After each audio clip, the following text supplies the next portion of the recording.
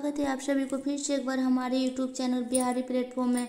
दोस्तों, आप सभी स्वस्थ और मस्त होंगे, पढ़ाई भी कर रहे होंगे। दोस्तों, मैंने आज आप सभी के लिए करंट अफेयर से क्वेश्चन लेकर आए हैं जो कि बहुत ही VVI और इम्पोर्टेंट होने वाला है।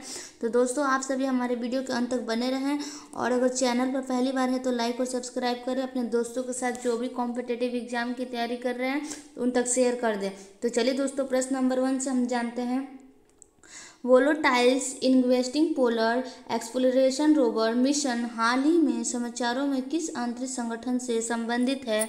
इसका उत्तर हो जाएगा दोस्तों ऑप्शन नंबर सी, नासा से, जो कि VIPR को रद्द करने के लिए पूरी तरीके से असेंबल और आंशिक रूप से परीक्षण किया गया था।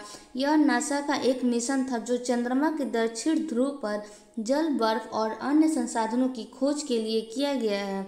नेक्स्ट प्रश्न देखते हैं। प्रश्न नंबर 2, सार्कोपॉन जो हाल ही में समाचार में देखा गया है क्या है? इसका उत्तर हो जाएगा दोस्तों ऑप्शन नंबर ए। इसका करेक्ट आंसर हो जाएगा दोस्तों ऑप्शन नंबर ए, यूथेनियस डिवाइस। प्रश्न नंबर 3, स्वच्छ भारत मिशन शहरी 2.0 जो हाल ही में समाचारों में देखा गया है उसका लक्ष्य किस वर्ष तक पुराने लैंडफिल्स को साफ करना है? इसका उत्तर हो जाएगा ऑप्शन नंबर बी, 2026 तक।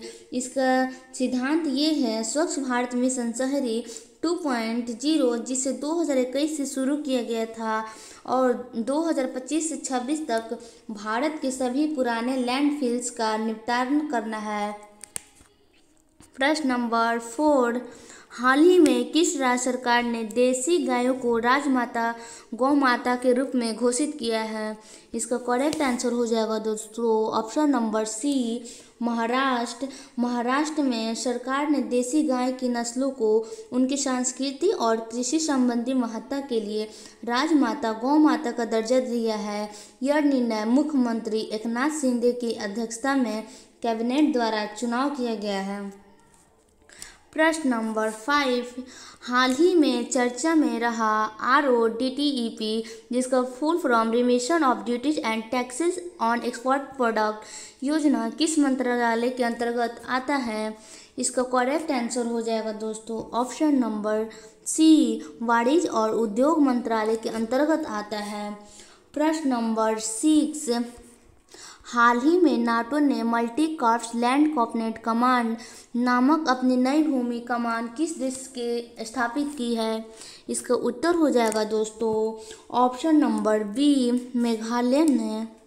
इसका करेक्ट आंसर हो जाएगा दोस्तों ऑप्शन नंबर ए, फिनलैंड में, जो कि नाटो ने 2025 में फिनलैंड में रूसी की सीमा के पास एक नई भूमि का कमान स्थापित करेगा ताकि संघर्ष के दौरान उत्तरी यूरोप में भूमि संचलन की देखरेख की जा सके।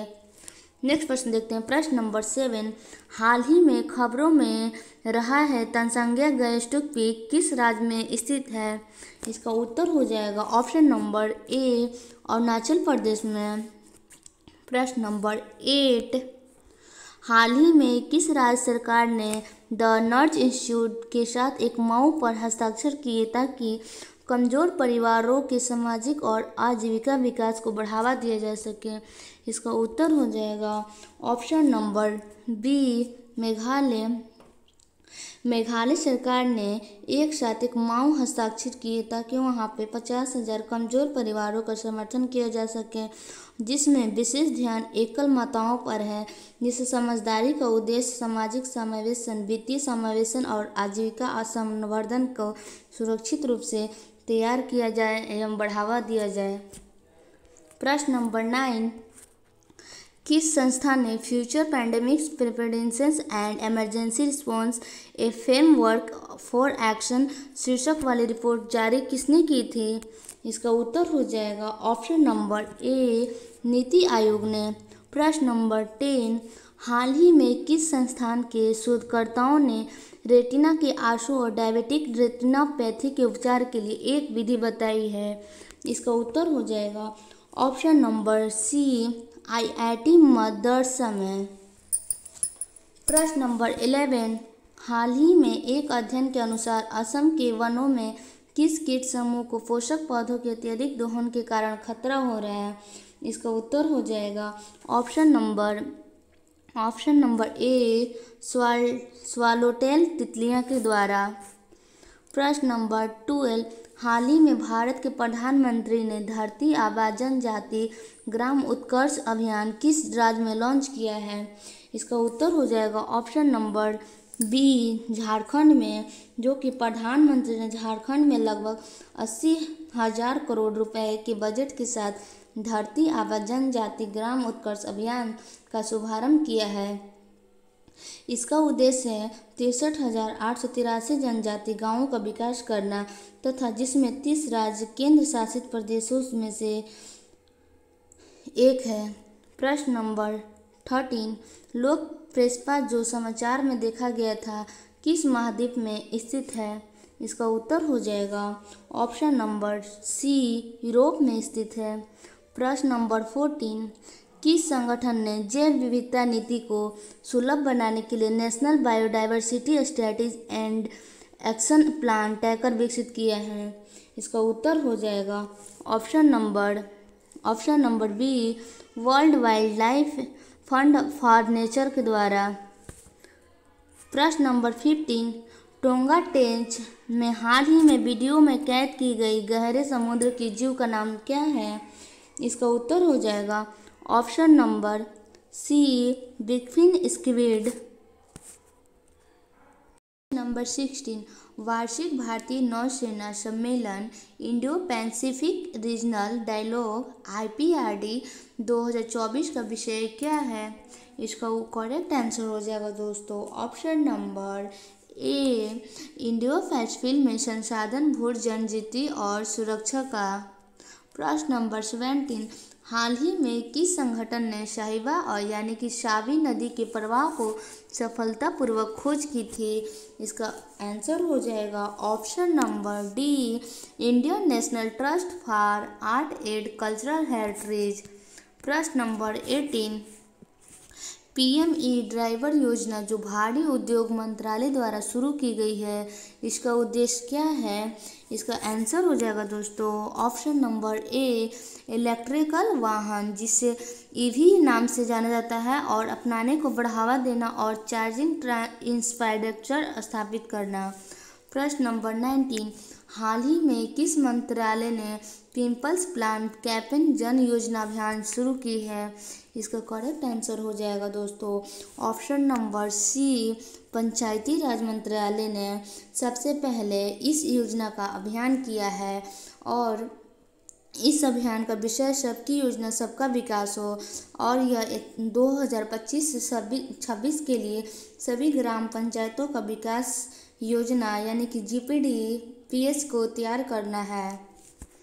प्रश्न नंबर 20, हाल ही में किस प्राकृतिक आपदा के कारण फ्लोरिडा में जलीय स्तनपायी मैनाटीज के फंसे होने की रिपोर्ट आई है?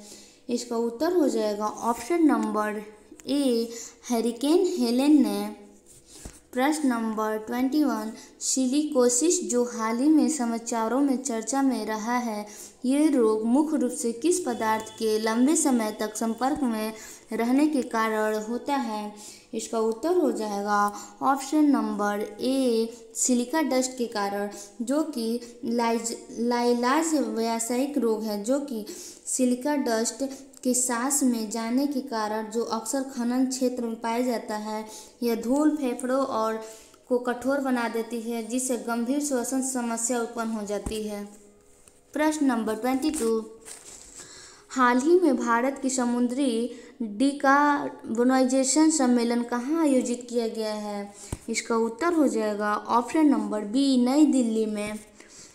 प्रश्न नंबर 23, भारत में युवाओं की रोजगार क्षमता बढ़ाने के लिए केंद्र सरकार द्वारा शुरू की गई नई योजना का नाम क्या है? इसका उत्तर हो जाएगा option number A PM internship scheme, जो कि हाल प्रधानमंत्री नरेंद्र मोदी ने इसकी शुरुआत भारत में युवाओं को रोजगार क्षमता बढ़ाने को दी है। इस योजना का व्यावसायिक वातावरण में व्यवहारिक अनुभव प्रदान करके युवाओं को सक्षम बनाती है। प्रश्न नंबर 24, हाल ही में किस संगठन को धार्मिक अल्पसंख्यकों पर अपनी रिपोर्ट के लिए भारत से आलोचना का सामना करना पड़ा?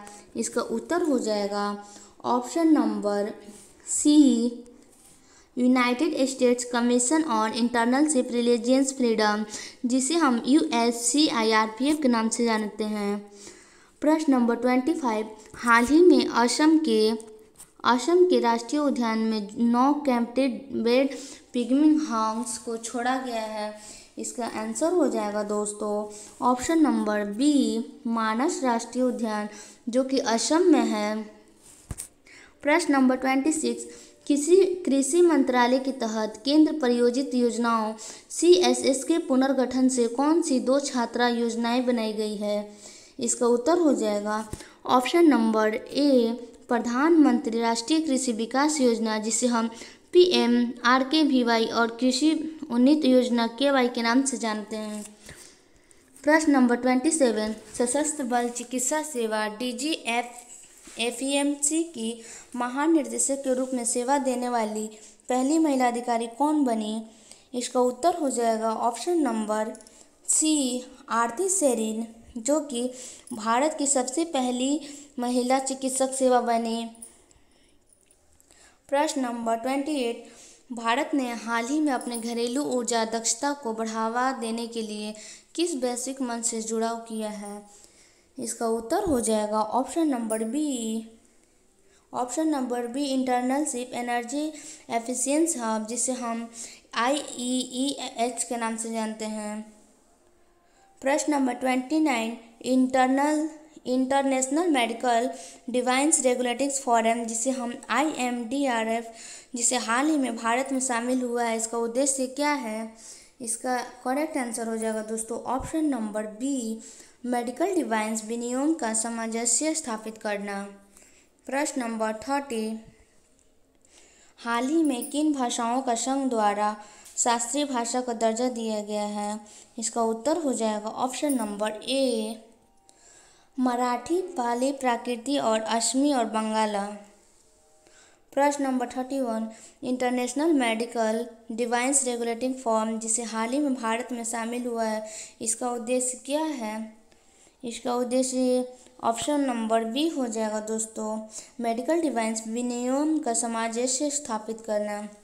प्रश्न नंबर 32, हाल ही में किस संगठन ने ग्लोबल स्ट्रेटेजिक प्रेडिक्शनल रेडनेस एंड रिस्पॉन्स प्लान, जिसे हम SPRPF लॉन्च किया है?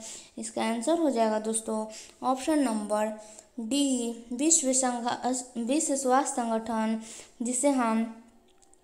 जिसे हम डेंगू और अन्य एड्स से फैलने से होता है, और ये जीका चिकनगुनिया से लड़ने के लिए एक समन्वित वैश्विक प्रतिक्रिया तैयार करता है। प्रश्न नंबर 33, हाल ही में किस संस्थान ने पुलिस के लिए साइबर कमांडो प्रशिक्षण शुरू किया है? इसका उत्तर हो जाएगा ऑप्शन नंबर बी। इसका करेक्ट आंसर हो जाएगा दोस्तों option number D, IIT Madras. प्रश्न नंबर 34, चिंचोली वन्यजीव अभयारण्य, जो हाल ही में समाचारों में देखा गया है, किस राज्य में स्थित है? इसका उत्तर हो जाएगा ऑप्शन नंबर बी, कर्नाटक में स्थित है। प्रश्न नंबर 35, हाल ही में अल्पलाइन ग्लेशियर के पिघलने के कारण किन 2 देशों ने अपने राष्ट्रीय सीमाओं को पुनः निर्धारित किया है? इसका उत्तर हो जाएगा ऑप्शन नंबर सी, इटली और स्विट्जरलैंड। इटली और स्विट्जरलैंड ने अल्पलाइन ग्लेशियर के पिघलने के कारण अपनी राष्ट्रीय सीमा को पुनः निर्धारित किया है, जिसे वह ग्लेशियर को पिघलने के साथ बदल रहे हैं, और वहां पे खंड मैटरहर्न के नीचे स्थित जो यूरोपीय सबसे ऊंची चोटी में से एक है